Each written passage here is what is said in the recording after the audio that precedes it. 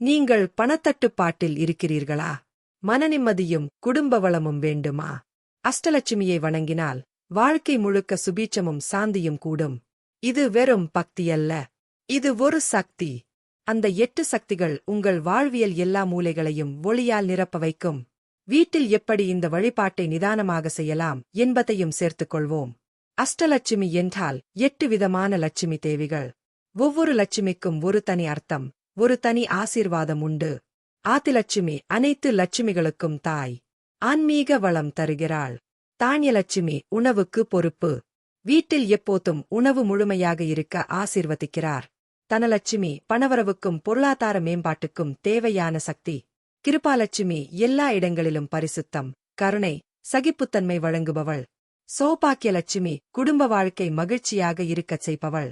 வீரலட்சுமி சாகசமும் ஆறுமுகத் திறமையும் கொடுக்கிறாள்.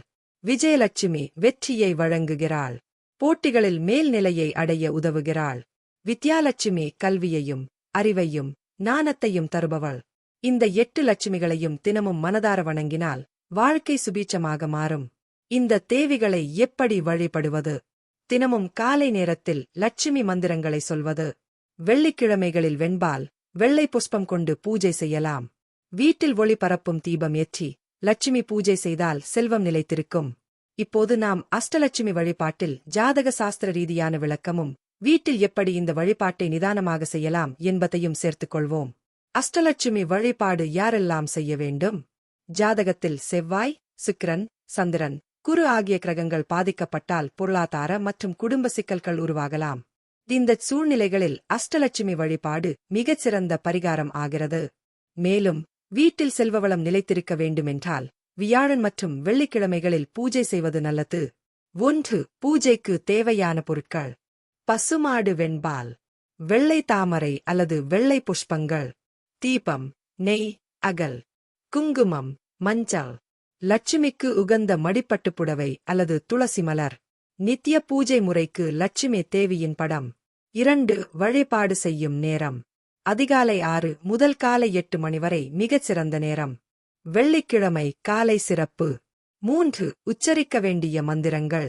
ஓம் ரீம் ஹரீம் க்ளீம் ரீ சித்த லட்சுமியை நமஹா. இதை 108 முறை சொல்லலாம் அல்லது குறைந்தது 11 முறை மனதாரச் சொல்லலாம். 4. தீப பூஜை. 2 அகல்களில் நெய் தீபம் ஏற்றி மத்தியில் லட்சுமி தேவியை வைத்து ஒளியுடன் வழிபடவும். 5. நைவேத்தியம். வெண்ணெய், தயிர் அல்லது பாயசம் போன்ற இனிப்பு.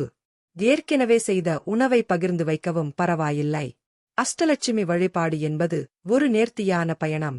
நம் வீட்டிற்கு செல்வம் மட்டுமல்ல, நிம்மதியும் நல்வாழ்வும் குடும்ப மகிழ்ச்சியும் கொண்டுவரும் சக்தி இது. நம்பிக்கையுடன் வழிபடுங்கள். இங்கு சொல்லப்பட்ட 8 வழிபாட்டு முறைகளை ஒவ்வொரு தேவியாக விரிவாக அடுத்த வீடியோவில் பார்க்கலாம். ஜாதக ரீதியாக யாரெல்லாம் எந்தெந்த தேவியை வணங்குகின்றார்களோ அவர்களுக்கு வாழ்க்கையில் சுபிட்சங்கள் கிடைக்கும். நிச்சயம் உங்கள் வாழ்க்கை புதிய ஒளிக்கதிர் பெறும். வாழ்க வளமுடன்.